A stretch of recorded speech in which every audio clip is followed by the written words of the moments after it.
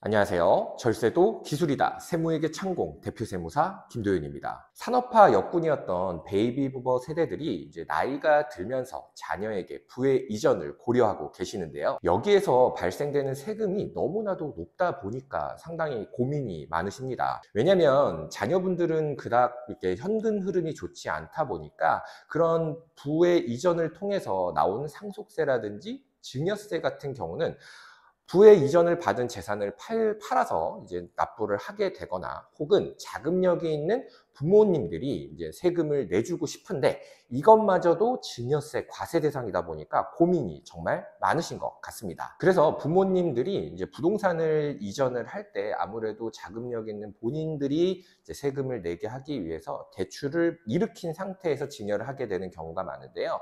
이를 부담부 증여라고 하죠. 그런데 상담을 진행하다 보니까 부담부 증여에 대해서 잘못 알고 계시는 분들이 상당히 많아 보였습니다. 그래서 오늘 주제는 부담부 증여 양도소득세입니다. 부담부 증여를 준비하고 계시는 분들은 오늘 내용 잘 들으셔야 됩니다. 그럼 시작하겠습니다. 먼저 증여와 양도에 대한 차이에 대해서 설명을 드릴까 합니다. 이게 보니까 은근히 증여와 양도에 대해서 헷갈리시는 분들이 상당히 많더라고요. 그래서 오늘 제가 증여와 양도의 차이를 알기 쉽게 설명해 드리도록 하겠습니다. 먼저 증여에 대해서 설명을 드리도록 하겠습니다. 증여는 상당히 쉽습니다. 여기 증여자가 있고 수증자가 있습니다. 증여자는 재산을 주는 사람을 증여자라고 하고요. 그 재산을 받는 사람을 수증자라고 합니다. 증여는 정말 별거 없습니다. 이렇게 화살표가 하나만 있으면 이걸 증여라고 하는데요. 이 줄 수 있는 물건이 뭐 부동산일 수도 있고요. 그 다음에 현금일 수도 있습니다. 그 재산이 뭐가 됐든 재산적 가치가 있는 경우에는 증여세, 과세 대상이 되는데요. 우리 수증자가 증여세를 납부하게 되는 납세 의무자가 됩니다. 그 다음에 양도에 대해서 설명을 드리겠습니다. 양도는 양도소득세 과세 대상 자산을 넘겨야 되겠죠. 그게 부동산일 수도 있고요. 그 다음에 뭐 주식일 수도 있고요. 뭐 골프 회원권일 수도 있습니다.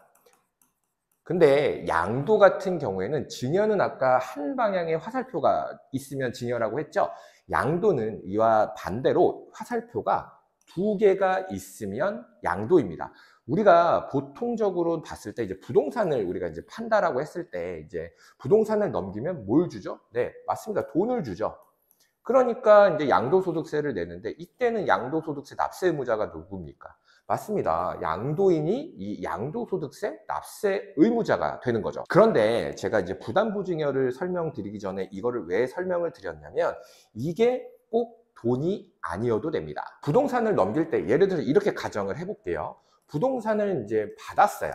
그냥 공짜로 받았습니다. 근데 이 사람이 이 부동산을 담보대출로 해서 돈을 은행권에서 대출을 받았습니다.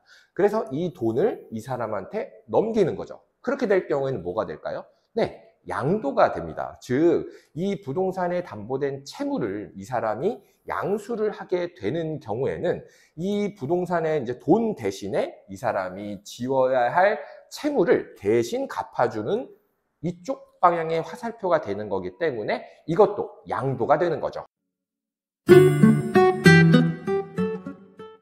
이제 부담부 증여에 대해서 말씀을 드리도록 하겠습니다. 부담부 증여라는 게 뭐냐면 수증자가 그 증여를 받는 거와 동시에 일정한 채무를 부담하는 조건으로 하는 증여를 말하는데요. 따라서 부담부 증여에 있어서 증여자의 채무를 만약에 수증자가 인수를 하게 되는 경우에는 전체 증여재산 가액에서 그 인수한 채무가액을 제외시키게 됩니다. 차감된 채무는 사실상 이제 자산이 유상으로 넘기게 되는 거와 같은 효과이기 때문에 이제 양도에 해당하는 거죠. 제가 아까 양도에 대한 설명을 드릴 때 그 대출과 관련된 내용에 대해서 말씀을 드렸죠. 그 경우에 화살표가 몇 개다?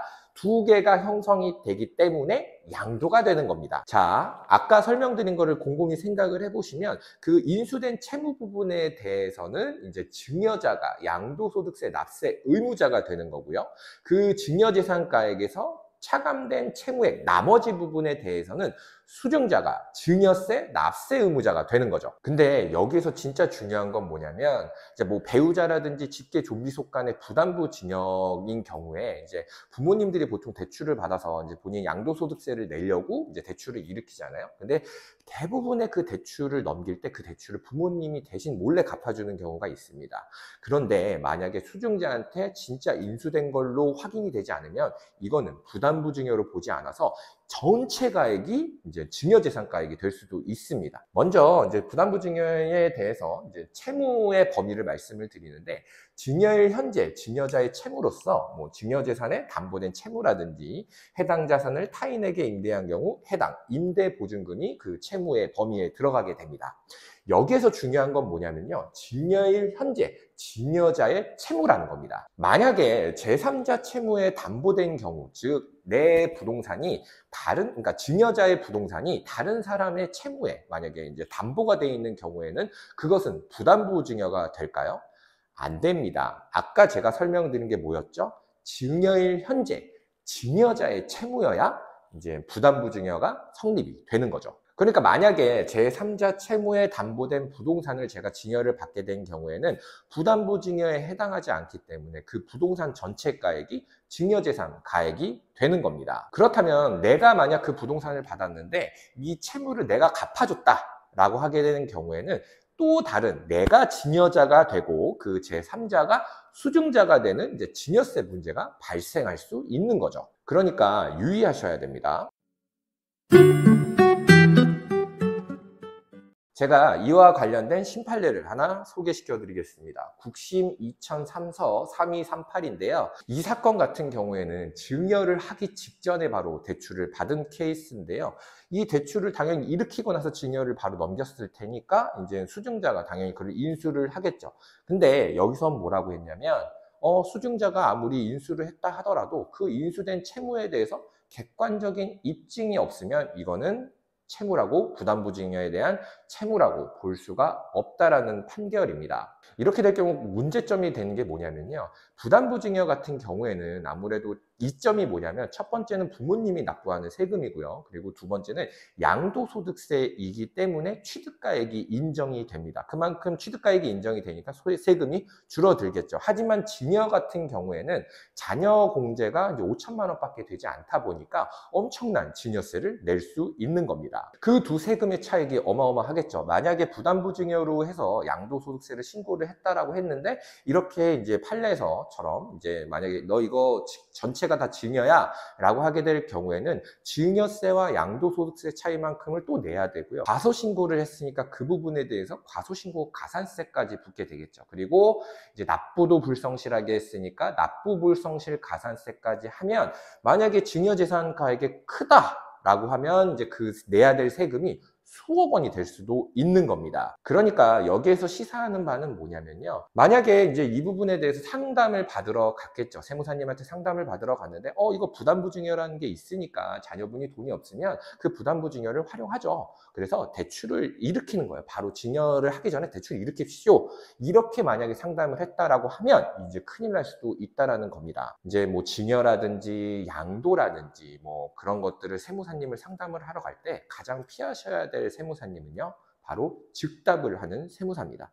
아니 이렇게 많은 뭐 판례나 그리고 유권 해석들이 있고, 그리고 그 재산세제라고 하는 거는 아무래도 개인과 개인 간의 그런 거래들이 많기 때문에 다툼이 정말 많습니다. 그렇기 때문에 바로 즉답을 하는 건 말도 안 돼요. 납세자의 상황을 정확하게 듣고 그거에 관련된 판례라든지 뭐 위험성 같은 걸 다 분석을 하고 나서 상담을 진행하는 게 정말 이제 더 큰 돈을 아낄 수 있는 방법입니다. 어떻게 부담부 증여에 대해서 조금 이해가 되셨나요? 오늘 내용은 여기서 마치도록 하겠습니다. 납세자들의 절세를 위해서 항상 연구하고 공부하는 세무사가 되겠습니다. 감사합니다. 구독과 좋아요 부탁드리겠습니다.